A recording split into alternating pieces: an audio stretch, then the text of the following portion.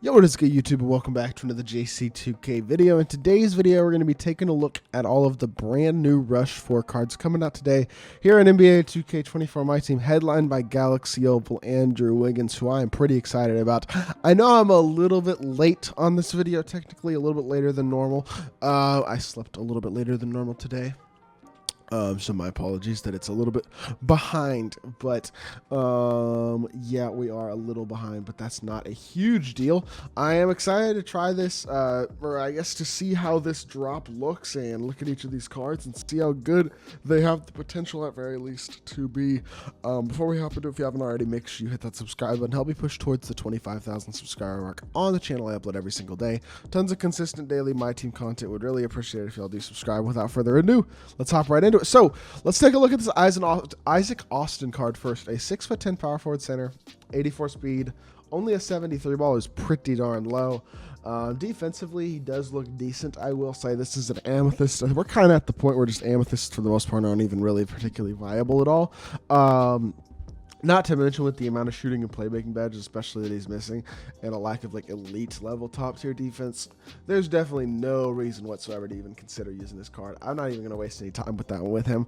He doesn't look very good, and I think we don't have to waste our time looking at that card. Now, Rick Fox is 6'7", can play shooting guard, 6'10" wingspan. He's better at least. Off catch and shoot, as well as challenger and off ball pass. Solid defensive badges all the way around. Playmaking badges, kind of same thing, honestly, at least for gold badges. They're pretty good. Same thing with even the shooting badges, also good gold badges. He's a good looking all around card for an amethyst. That's still not saying that much with only 3 Hall of Fame badges and stuff, but for an amethyst, he is a pretty good looking card. 86 feet, 84 excel, 91 3 ball, 85 driving dunk, defensively very, very good. But at the end of the day, I mean, he is an amethyst, and there is only so good that he's actually going to be as an amethyst card regardless. I wouldn't say he looks terrible, but I also wouldn't sit here and say he looks like the best option or anything like that in the game at the shooting guard position. He's going to be a halfway decent amethyst shooting guard. Certainly not anything special, though. All right, moving on. We're going to start with PJ Brown when we talk about the diamonds because he has a 73 ball. Okay, that gives me hope that Ben Wallace is going to be able to shoot 2, actually, so that's actually pretty good. There you go. So PJ Brown isn't is not a complete liability as a shooter. 73 3 ball, 81 speed, defensively really, really good, 95 standing, 85 driving dunk, bunch of dunking badges. Very similarly to that Isaac Austin dude. He has very little playmaking or shooting badges, but defensively his badges are phenomenal. I will give him that. Does he have half a movable enforcer as well? I'm sure he does. He does. That's a really good badge. Okay, so this card's actually pretty good. You add some badges though, he's not terrible. With the release that he's got too, this Marcus Morris base with George Hill. You know, like, I understand he's a diamond, but he's actually pretty good because he's got really, really good defensive badges. He's a great dunker, and with some shooting badges, considering his release is pretty good as well, he's actually a very, very solid card. So definitely better than I expected. That I will say. PJ Brown is not terrible. Is he great? Probably not, but he's not an awful option or anything like that. Now, John Starks is a 6'5" PG with a 6'6" wingspan. Not the best wingspan, I guess, but decent size for PG. Hotspots from basically everywhere. Hall of Fame badges all include fast twitch, posterizer, precision dunker, agent 3 catch and shoot, limitless range, blow by, 94 feet, anchor clamps, glove, and right stick gripper. That's a good looking all around card at the PG spot. Wish his playmaking badges were maybe a little bit better. I mean, gold speed booster handles for days. Like, it'd be nice if those were on Hoff, right? But defensively, he's versatile. He's got 90 speed, 95 3 ball, and 95 driving dunk. So really athletic slasher who can shoot the ball at a very high level, and then honestly as well defends pretty well. I know he's only a diamond and obviously doesn't have any upgraded animations or anything like that, but for a diamond point guard, he looks like a pretty good card, especially considering the amount of defensive versatility that he does have and the fact that he does have very capable size as well. Honestly, think that John Starks card looks pretty good. Ben Wallace.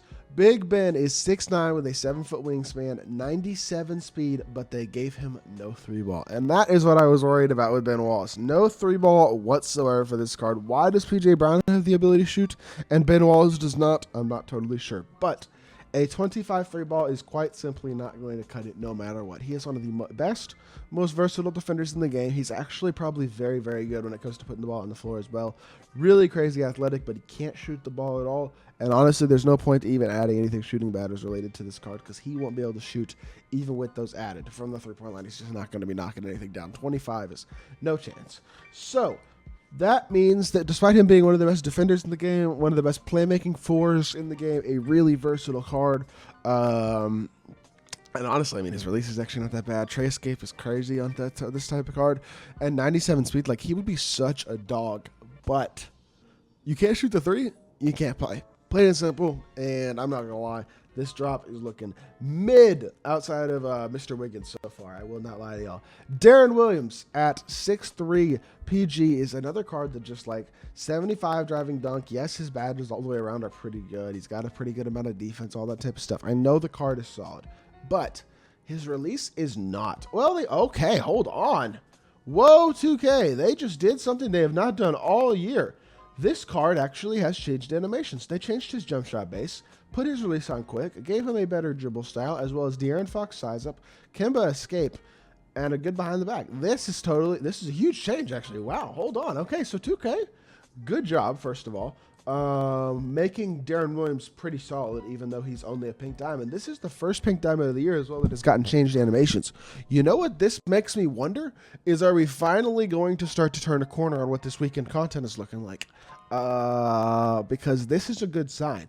If they upgrade pink diamonds animation-wise and make them a lot better in certain areas, that would be a big boost. And this Darren Williams is like way better as an overall card than I thought he was going to be, simply because of that. Because like now he's got really versatile shooting, playmaking, defensive badges. Slashing-wise, he's not amazing, yes, but he's okay-ish at least.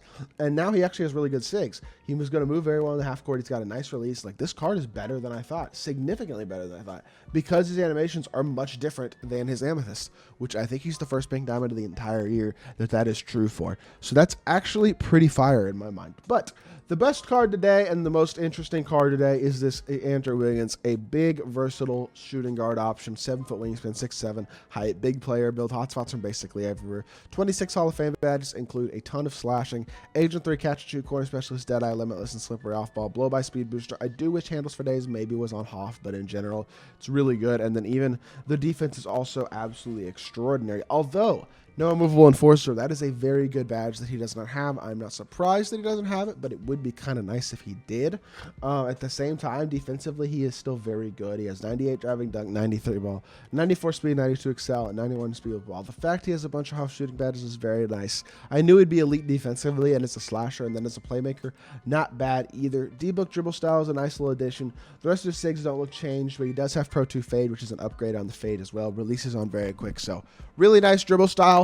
Top tier fade, great release. This card is going to be very, very good no matter what, in my mind. I feel like he already was really good as an amethyst. You put that release on very quick, upgrade the fade and the dribble style, you're automatically just touching up a couple of the things that'll really make this card great. And considering he's an elite versatile defender as well, this is one of the best shooting guards in the game without a doubt, and a card that I will definitely be getting. So because Darren Williams has the changed animations and is actually pretty good, it's nice that there's another card in this set that's not terrible. I really wish that Ben Wallace could like halfway shoot the ball. The fact that they gave PJ Brown halfway shooting ability, but none to Ben Wallace, doesn't make sense to me, considering neither of those guys are shooters in real life. But John Starks look decent.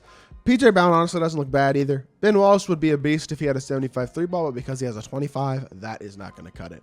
Overall, pretty good drop today, though. Well, not amazing. I wouldn't say the Amethyst or jump off the page or anything like that, but the fact that Wiggins is a top-tier card kind of redeems that for me personally, because at the end of the day, that's what we're really looking for, is top-tier cards, and Wiggins is exactly that. So, hope y'all did enjoy the video. If you did, make sure you hit that like button, leave a comment, and subscribe.